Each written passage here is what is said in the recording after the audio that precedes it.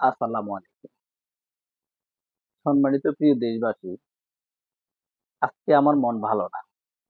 কথাটা যদি একটু ব্যতিক্রমও হয়ে থাকে কিন্তু চিরন্তন সত্য। সম্মানিত দেশবাসী, আজকে আমাদের দেশে যেই পরিমাণে চট্টগ্রাম, ঢাকা এয়ারপোর্ট এবং বিভিন্ন জায়গায় যে পরিমাণে আগুন লেগে আমাদের দেশে লক্ষ লক্ষ কোটি কোটি টাকার অর্থ সম্পদ জ্বলে পুড়ে ছাই হয়ে যাচ্ছে। জানি না উপরওয়ালা আমাদের প্রতি কতটুকু নারাজ হয়েছে। কারণ আমাদের যে দেশে আগুন লাগা, আগুন লেগে দেশের অর্থ সম্পদ পুড়ে ছাই হয়ে যাওয়া, এগুলো আসলে আমাদের হাতের কামাই। কিংবা যদি কেউ কোনো ষড়যন্ত্র করে আমাদের দেশে এত লক্ষ লক্ষ কোটি কোটি টাকার অর্থ সম্পদ নষ্ট করে ফেলেছে, তাদের জন্য আমরা আল্লাহর কাছে আহ দোয়া করি যাতে করে তাদেরকে আল্লাহ হেদায়েত দান করে। যদি তাদের কখনো যদি হেদায়েত না থাকে, তাহলে তাদেরকে আল্লাহ যাতে ধ্বংস করে দেয়।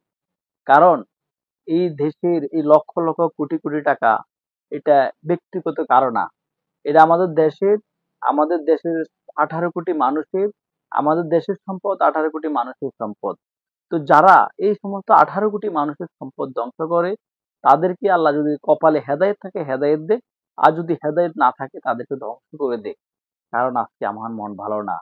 আজকে আমার দেশের লক্ষ লক্ষ কোটি কোটি টাকা আগুনে জ্বলে ছাই হয়ে যাচ্ছে। এয়ারপোর্টের মতো এত সিকিউরিটির ভিতরে এত ভালো একটা জায়গায়, এয়ারপোর্টের মতো একটা ভালো একটা জায়গায় আগুন লেগে ধ্বংস হয়ে যাচ্ছে লক্ষ লক্ষ কোটি কোটি টাকার সম্পদ। তো আমরা দুর্বল জাতি, আমরা কিছু করার নাই। আমরা আমাদের যার যে ধর্মের, ওই ধর্মের সৃষ্টিকর্তার কাছে শুধু ঘোষণা করি, আল্লাহর কাছে বিশেষ করি, আমি মুসলমান হিসেবে আল্লাহর কাছে প্রার্থনা করি যাতে করে আল্লাহ পাক তাদেরকে সহি বুঝ দান করে। আর যদি সহি বুঝ দান করার মতো সেই তৌফিক না থাকে, তাদেরকে ধ্বংস করে দেয়।